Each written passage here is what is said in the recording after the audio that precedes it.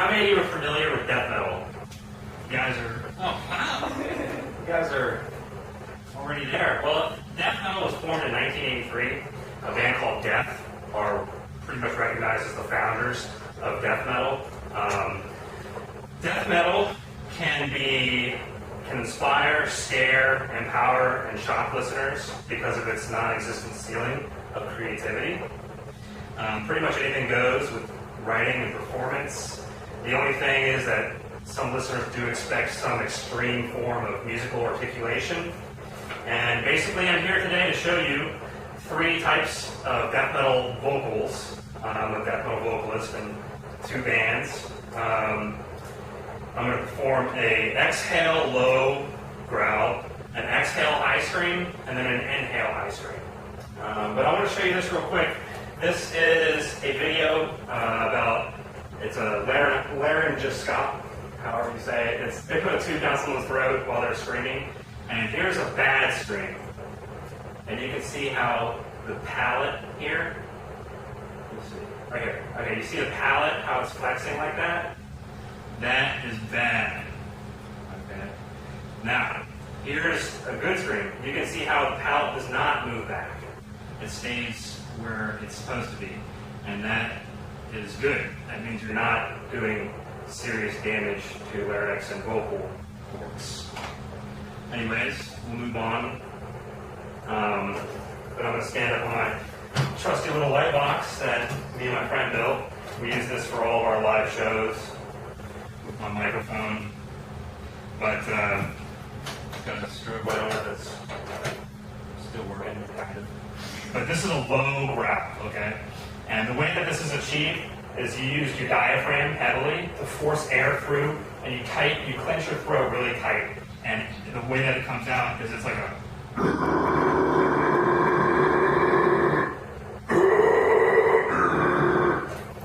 And basically, like, I've been doing this for like 10 years, so I'm not damaging myself. I do it all the time. I play with, people that come up behind them and scare them, and people know me, and the next scream that I want to show you is, well, actually I want to tell you something real quick about the low screams.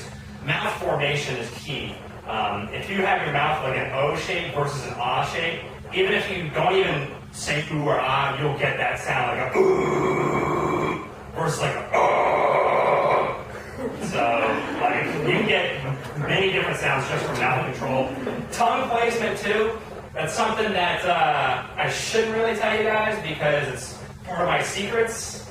But I'll tell you guys because I want an A. But like if you place your tongue up on the bridge of your mouth and get a certain sound versus whether you keep it down against your bottom teeth or you roll your tongue all the way back, you get different sounds. I'm going to move on to the next scream. This next scream is a high scream. This is most commonly found in pretty much all forms of metal, from Iron Maiden to black metal to power metal. And if you guys aren't familiar with those types of metal, don't worry about it because we're not really significant to the subject. But this is what a high scream sounds like. You'll find this pretty much on any metal recording.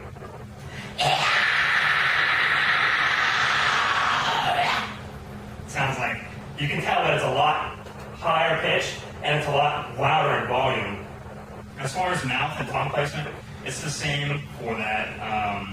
But these types of vocals actually use your true speaking vocal cords, whereas the low death growl that I showed you emphasize a false set of vocal cords, which isn't actually a second set of vocal cords, but a second set of vocal folds within your larynx. And it's sort of like when you burp, like the noise that you make when you burp, that, or like vomit, those sounds come out of like that set of vocal cords, the false set.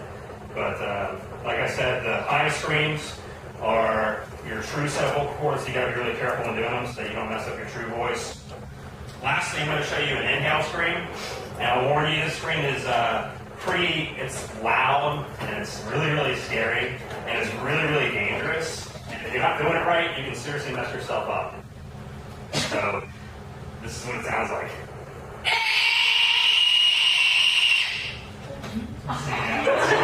You're breathing in when you're doing it, and so it's really, really loud.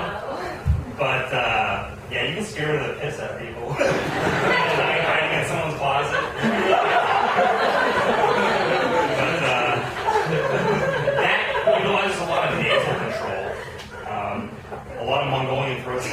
practice with nasal control to basically get harmonics and overtones, and it's similar. It's a similar process. But I know I crammed a lot down your guys' throats, but in contrast, this basically sums it all up. You got three types, major types of strings. You got an exhale low, an exhale high, and an inhale harmonic or overtone, which can be high or low. All three are similar and can achieve contrast. And if you use them dynamically, you can basically create your own unique voice. Anybody want to give it a try? Come on, no takers? No one? You guys can just... the last one? You want to do the inhale? Just like, hi, my name is... whatever your name is.